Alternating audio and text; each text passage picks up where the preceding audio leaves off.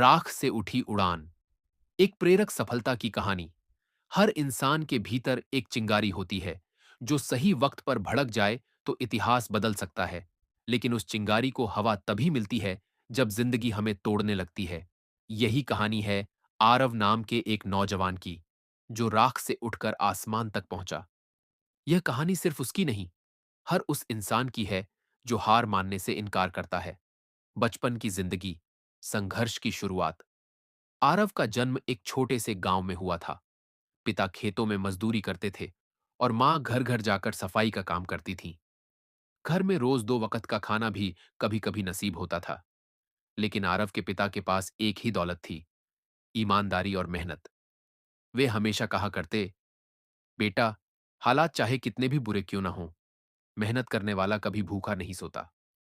आरव पढ़ाई में अच्छा था, लेकिन पैसे की तंगी उसकी राह में कांटे बिछा रही थी। स्कूल की फीस न भर पाने के कारण उसे कई बार क्लास से बाहर खड़ा कर दिया गया। पर उसने कभी हार नहीं मानी। वह दिन में खेतों में काम करता, रात को लालटेन की रोशनी में पढ़ता। उसके सपने छोटे नहीं थे। वह इंजीनियर बनना चाहता था। पहला झटका, उम्मीदों की मौत। 12वीं पास करने के बाद उसने इंजीनियरिंग की प्रवेश परीक्षा दी। मेहनत के बल पर वह चयनित भी हो गया। लेकिन जब कॉलेज की फीस का समय आया, तो उसकी दुनिया अंधेरे में डूब गई। पिता की कमाई से घर चलाना ही मुश्किल था। आरव ने रिश्तेदारों से, गांव के साहूकारों से मदद मांगी, लेकिन हर जगह ताने मिले। तेरे जैसे गरीब बच्चे क्या इंजीनियर बनेंगे? पहले अपने घर की हालत देख, फिर सपने देखना। वह टूटा, लेकिन बिखरा नहीं। उसने कॉलेज छोड़ने का फैसला किया, पर पढ़ाई नहीं छोड़ी।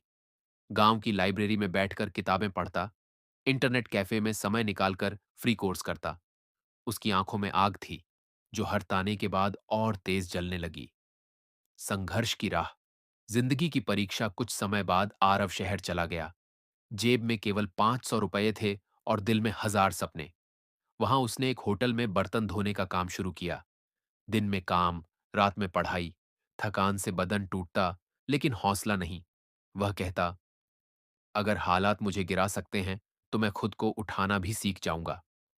होटल में काम करते करते उसने एक पुराना लैपटॉप खरीदा, जो बार बार बंद हो जाता था। उसी पर उसने कोडिंग सीखनी शुरू की। यूट्यूब के वीडियो देखकर, फ्री ऑनलाइन क्लासेस से और अपनी मेहनत से वह धीरे धीरे वेब डेवलपमेंट में निपुण हो गया। पहली जीत। जब सपने ने आकार लिया, एक दिन होटल में खाना खाते हुए एक ग्राहक ने उससे बातचीत की। पता चला कि वह एक सॉफ्टवेयर कंपनी का मालिक है। आरव ने हिम्मत जुटाई और कहा, सर, मैं कोडिंग जानता हूं। अगर मौका दें तो मैं कुछ दिखाना चाहता हूं। वह व्यक्ति पहले तो हंसा, लेकिन बाद में आरव के आत्मविश्वास से प्रभावित हुआ।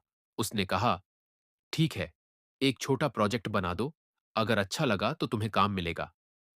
आरव ने 3 रातों तक जागकर, बिना नींद के, वो प्रोजेक्ट तैयार किया। और जब उसने अपना काम दिखाया, तो वह व्यक्ति हैरान रह गया। उस दिन से आरव की जिंदगी बदल गई। उसे पार्ट टाइम जॉब मिल गई और वहीं से शुरू हुआ उसका सफलता का सफर। गिरावट और पुनर्जन्म कहानी यहीं खत्म नहीं हुई थी। सफलता की राह सीधी नहीं होती। कुछ महीने बाद कंपनी बंद हो गई और आरव बेरोजगार हो गया। कई दिनों तक उसने खाना नहीं खाया। निराशा ने उसके दरवाजे पर दस्तक दी। पर तभी उसे पिता की आवाज याद आई, बेटा, जब तक सांस है, तब तक आस है। वह फिर उठा। उसने तय किया कि अब वह किसी के लिए नहीं, अपने लिए काम करेगा। उसने ड्रीम कोड नाम से खुद की एक छोटी कंपनी शुरू की। शुरुआत में ग्राहक नहीं थे, लेकिन उसने गांव के स्कूलों के लिए फ्री वेबसाइट बनाई। धीरे धीरे उसका नाम फैलने लगा। उड़ान। जब दुनिया झुकी, कुछ ही सालों में उसकी कंपनी ने राष्ट्रीय स्तर पर पहचान बना ली। आरव को पुरस्कार मिलने लगे, टीवी इंटरव्यू होने लगे।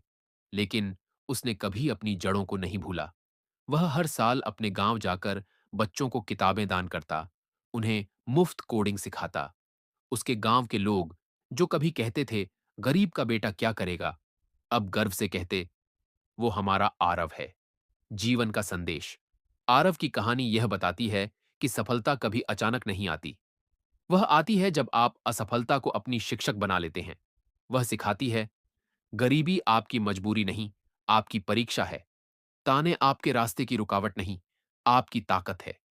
और सबसे बड़ा सच, अगर आप खुद पर विश्वास रखते हैं, तो दुनिया की कोई ताकत आपको रोक नहीं सकती। आज आरव करोड़ों कमाता है, लेकिन उसकी सबसे बड़ी पूंजी पैसा नहीं, उसकी मेहनत, हिम्मत और आत्मविश्वास है।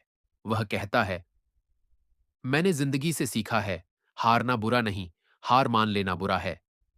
उसकी यह पंक्ति हर उस इंसान के लिए है जो